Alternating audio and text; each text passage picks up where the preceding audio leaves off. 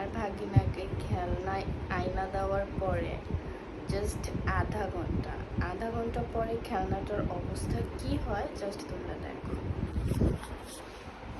এই দেখো, মানে জাস্ট আমি ওকে আধা ঘন্টা আগে খেলনাটা এনে দিয়ে আমি ঘুমায় পড়ছিলাম। এই যে আরেকটা ছিল, আরেকটা আছে, ওটা হচ্ছে লাল কালার মেবি।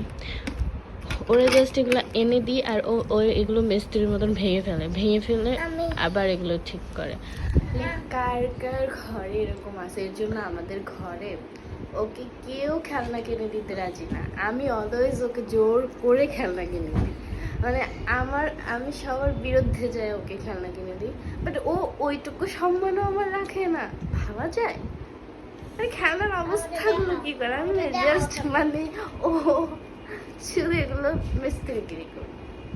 কার কার ঘরে এরকম আছে?